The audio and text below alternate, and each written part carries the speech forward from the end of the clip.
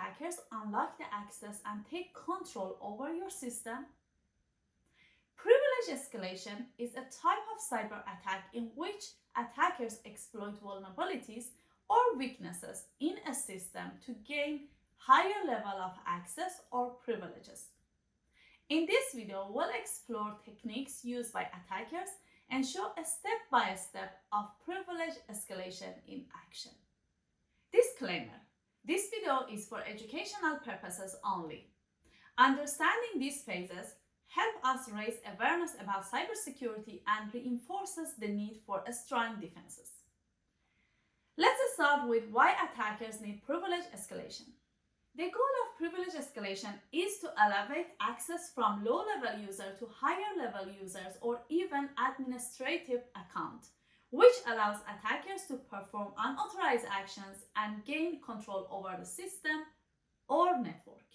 Privilege escalation attacks can take various forms and can be executed through different methods, depending on a specific vulnerability present in the target system.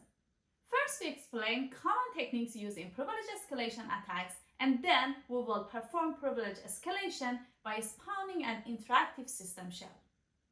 I also show you where to find a list of Unix binaries that can be used to bypass local security restrictions in misconfigured systems. First thing first, here are 5 common techniques used by attackers to elevate access. First technique is exploiting software vulnerabilities. Attackers may exploit vulnerabilities in operating system, application, or services to gain unauthorized access. This can involve using zero-day vulnerabilities or unpatched security flaws. Second technique is misconfigured or weak security settings. In some cases, systems may have misconfigured security settings, such as incorrect file permissions or weak access controls. Attackers can exploit these misconfigurations to access sensitive files, escalate their privileges, or execute binary code. Third technique is password cracking. If attackers manage to obtain user credentials through the data breaches or social engineering, they can try cracked passwords to gain access to other accounts with the higher privileges. Fourth technique is malware-based attack. Attackers can use various types of malware such as rootkits or keylogger to gain control over a system and escalate privilege. Malware can exploit vulnerabilities or use social engineering techniques to trick users into granting administrative privilege. Fifth technique is social engineering. Privilege escalation attacks can also involve manipulating individuals to disclose sensitive information or perform actions that grant higher privileges. This can include techniques such as phishing, impersonating, or exploiting trust relationships. Now we have learned different techniques. Let's exploit weak security settings in my test environment. I want to elevate user access to execute tasks that don't have permission. Stay along. First, check the sudo permissions for user cybers. It shows user is allowed to execute a find command with a sudo.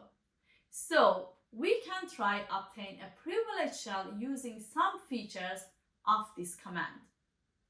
Before performing elevated privilege, let's check and see the access level for cybers. Check the etc shadow file. This file only accessed by root user. And we see Cybers doesn't have access to it, even with a sudo. We get permission denied as an output.